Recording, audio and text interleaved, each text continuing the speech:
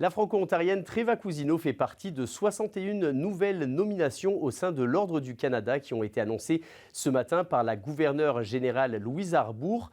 Parmi ces nominations, on retrouve aussi l'acteur Michael J. Fox, la joueuse de soccer Christine Sinclair ou encore l'ancien joueur de hockey Yvan Cournoyer. Treva Cousineau est avec nous aujourd'hui. Bonjour Madame Cousineau. Bonjour.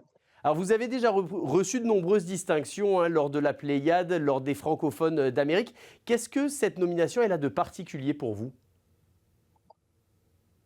Oh, ben c'est comme une apogée. C'est une distinction qui me fait tellement plaisir. Comme quand je regarde les noms des personnes, quand je vois notre premier ministre avec sa médaille à la télé, je me dis, est-ce que je fais vraiment partie de ce groupe de personnes que je trouve de l'élite? Là, c'est tout un honneur.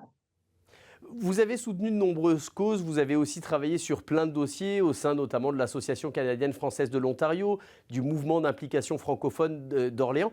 Qu'est-ce qui a motivé votre engagement qui vous vaut aujourd'hui l'Ordre du Canada? J'ai toujours été engagée depuis des années. Tu sais, j'ai commencé, j'étais engagée même quand j'étais étudiante à l'Université d'Ottawa. J'étais présidente de ma faculté, membre du conseil d'administration du conseil étudiant. Comme j'ai toujours voulu m'engager, contribuer à faire avancer les dossiers de chaque organisme avec lequel j'ai travaillé. C'est inné, je pense. Puis de toutes ces expériences, alors laquelle vous a le plus marqué parce que vous en avez eu beaucoup? Je ne sais pas. Peut-être le MIFO, parce que ça a été un engagement, c'est mon dernier engagement. La vocation du MIFO, de faire croître la francophonie, de sensibiliser les francophones à leur importance de rester francophones, de continuer à parler français, de s'engager en français. Peut-être ça. Peut-être celle dont je suis plus fière, c'était le conseil, le groupe consultatif sur la gestion de l'éducation en langue française qui a conduit à la création des conseils scolaires de langue française. Mais en tout cas, je pourrais en nommer d'autres, mais je reste là. Puis là, après 60 années passées alors à la défense, à la promotion de la francophonie canadienne, vous avez une belle image de ce qu'est la francophonie. Comment vous jugez son état actuellement?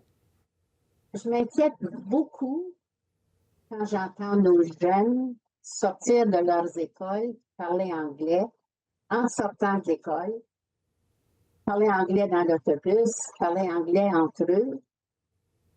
Tous mes enfants sont avec des anglophones. Leurs enfants sont avec des anglophones. Qu'est-ce qui va arriver à ces générations-là? C'est ça qui m'inquiète. Et comment on encourage ces jeunes à continuer à parler le français selon vous? On fait des programmes comme on fait au MIFO. On encourage les jeunes à venir et convaincre les parents de l'importance de parler français dans la maison. Mais écoutez, on va vous laisser sur ces bons mots, mais encore toutes mes félicitations pour cette nomination à l'Ordre du Canada. Merci beaucoup, Madame Cousineau, d'avoir été avec nous.